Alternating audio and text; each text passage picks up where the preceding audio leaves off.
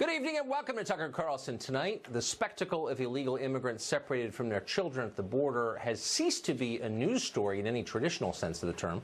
It is now an event, a kind of competition in which elites vie to see who can reach greater heights of rhetorical excess and self-righteous posturing. It is performance art, really. Congresswoman Nancy Pelosi and even Hillary Clinton took an early lead in the contest by bypassing public policy questions entirely and moving straight to theology. Here are part of their sermons. Watch.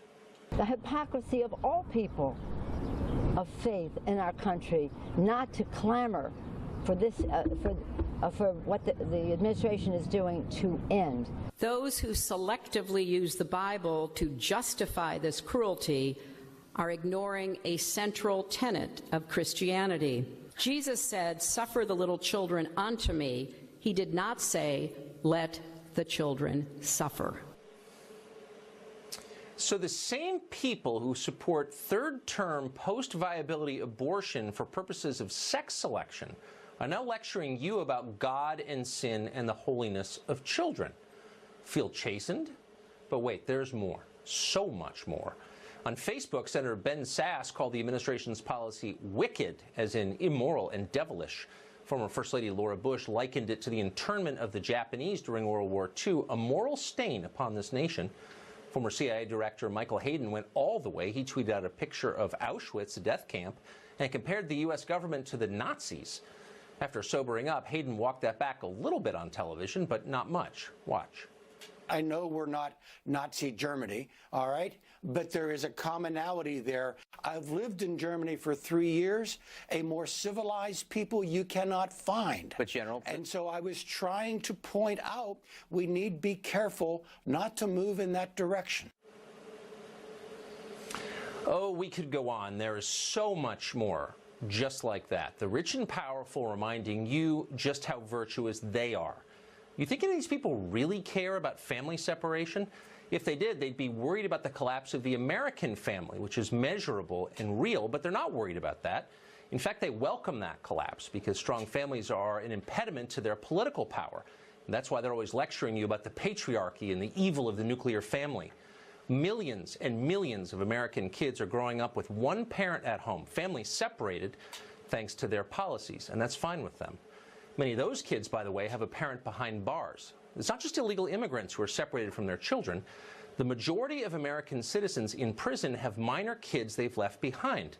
Their families have been separated by force by our justice system because they committed a crime. So in that way, these kids are just like the kids you've been watching on television today. The difference, of course, is they're Americans, so nobody is spending $35 grand a year apiece to make sure they're okay. Democratic politicians and cable news anchors don't visit their foster homes to highlight their plight. They're ignored. This is one of those moments that tells you everything about our ruling class. They care far more about foreigners than about their own people. You probably suspected that already. The other thing you may have noticed is that they're not especially interested in solutions to anything. They're great at yelling and at preening, not so good at fixing and building. We could strengthen our borders to keep illegals out. We could fund more immigration courts to process those who sneak through anyway. We could even build more housing facilities at the border, holding facilities, to allow families to stay together while their asylum claims are processed. But the left is not interested in any of that. Their only solution is immediate amnesty for anyone who crosses our borders with a minor in tow. And of course, that's the same as no borders at all, not to mention a powerful incentive for child smuggling. They don't care. Because no matter what they tell you, this is not about helping children. A lot of people yelling at you on TV don't even have children, so don't for a second let them take the moral high ground. Their goal is to change your country forever, and they're succeeding, by the way. Since 2014, to name one example among many, at least 500,000 Central Americans who came here illegally have been released back inside our borders. Did anyone vote for that? And more to the point, who's going to pay for that? Not the people you've been watching on television today. Their kids go to private school if they have them. Their neighborhoods look exactly like they did in 1960. No demographic change at all, just like they like it. There's no cost to them. The cost is entirely on you. But don't complain, or else they will call you Hitler. We wanted a closer look at the facts behind this story, and so we spoke to the acting ICE director, Thomas Homan, just a few minutes ago. Here's part of it. Mr. Homan, thank you for joining us. You've heard prominent people compare your behavior to that of the Nazis, to that of the Roosevelt administration in turning the Japanese during World War II. How do you respond? I think it's an insult to the brave men and women of the Border Patrol and ICE to call law enforcement officers the Nazis. They're simply enforcing laws enacted by Congress. You know, I wish that there was this much outrage about separation of families. I wish I heard this much outrage when we met with angel mothers and fathers whose children were killed by illegal aliens, Jewish citizen children killed and separated from their families forever. I never heard this outrage. So I think people on the Hill need to straighten themselves out here. Let's protect American citizens as much as you're fighting for the illegal alien. We're about to speak to the parent of one of those children killed in the way you described. Did you notice cable news anchors or Democratic politicians swooping in to comfort those families when their kids were killed? No, I didn't.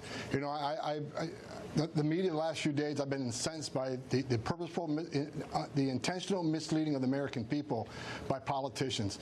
And they say that the Trump administration wants to use these children as political pawns. The Trump administration isn't down there having political sideshows with these children and talking about this issue. The Trump administration wants Congress to fix this, and Congress has the authority to fix it. But what no one's talking about is the underlying reason for this whole argument. Are these families really escaping fear and persecution? The Immigration Court has said in the last year and a half, over 80% of these claims are frivolous. So first of all, we got to attack the very foundation they're arguing these people are coming to this country. These parents themselves are using these children as pawns to gain entry to the United States, knowing that we can't detain them.